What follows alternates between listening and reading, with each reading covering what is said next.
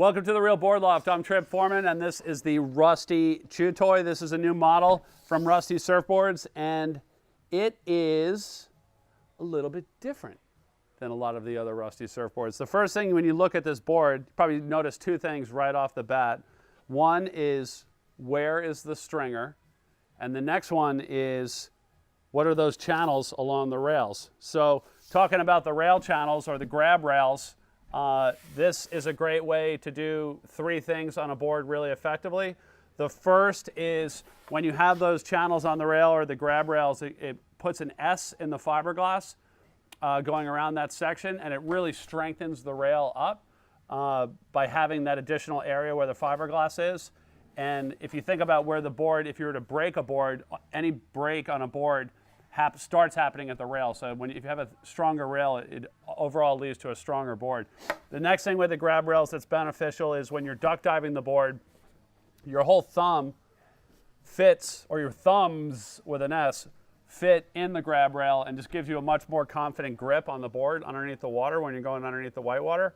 And then the last thing with the grab rails is it gives the shaper a way to put more foam in the center of the board and more volume in the center of the board, but not have all that foam come over into a thick, chunky rail. So if you look at this board this way, you can see that right here, before I go to the other side of the grab rail, is quite a bit thicker than in the rail. So if you look at this board's like 2 3/4 inches thick, but the rail that's underneath your hand, it feels like you're holding like a 2 1/2 inch thick shortboard rail, rather than a 2 3/4 inch thick hybrid rail. So it makes the board, keeps that volume in the center of the board, makes it really easy to paddle and get around the lineup and get into waves, but then you have a very nimble, lively, reactive board once you're on the wave by having those thinner rails. So that's the grab rails. The next thing is no stringer in this board. This board, stock standard construction on a chew toy, is an EPS stringerless blank and epoxy resin. And so what that's doing is it makes the board, it gives the board really good lively flex because it's not held back by the stringer on the board, so it allows you to really load and unload the turns to get a lot of spring out of the turns. Not having a stringer, but having the grab rails and then also having this carbon strip on the bottom of the board gives you back the strength that you need just to make sure that the strength is there. You're not going to break the board. You can see the carbon strip ends right here and right here. That just keeps this area consistent in flex.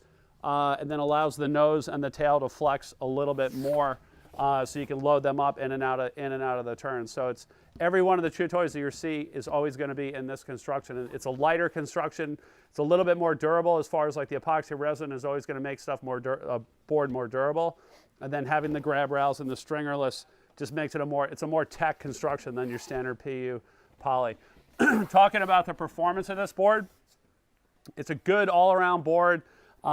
It takes a lot of the performance attributes of a shortboard and blends them in with the ease and the range of a good hybrid. All the way throughout this board, it has a nice refined shortboard rail, but it has that volume along the center of the board. You can see that the board, it's like, looking at it, it's curvy and it's also parallel at the same time. So it's got a lot of curve here, and then it's pretty parallel through here, by not going really wide and continuing that curve through the middle, but it's pretty parallel through here, and then it's curvy again in the back of the board. And so what that's doing is it gives you those curves to turn off of, but the parallel center section of the board makes the board real drivey and fast down the line. And then also by having this curve back here, it's curving into a narrower tail in the back of the board, so a little bit wider here, but then pulls in right here to the back of the board, which keeps the board tight and in control at higher speeds, and then also in better surf conditions. This board surfed it a bunch of days here on the Outer Banks, around the shop here, and then also north up in Nags Head on anything from a pretty average day to a pretty epic, clean, perfect day. The day we had up in Nags Head was real similar to a good day, a good California day, a good day at a wave like Trestles. It was just an absolute perfect day, and just a really good board as far as like getting in the wave early, getting a lot of speed, and really feeling the way that this thing turns and the way the board's bending and loading up the turns.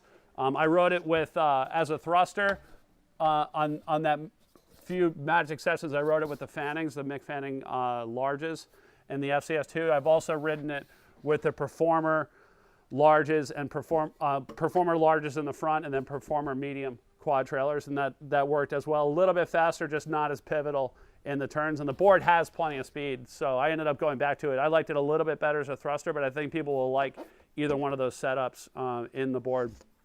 In that construction as well, there's stock carbon reinforcements on the tail. So really good all-around board, something I think that just fits in the quiver and works in a really wide range of conditions. Another thing that I noticed about this board is just the volume distribution. We talked about it in the deck, but also like lengthwise, it's just a really stable, easy, confident feeling board. You get on this thing and it doesn't do anything quirky. Like, it just feels super confident. Like your very first surf, you're like, oh, I can surf this thing, and it surfs really well. It has a lot of good frontside waves on it, and also backside. The thing lights up backside, gets really loose backside as well.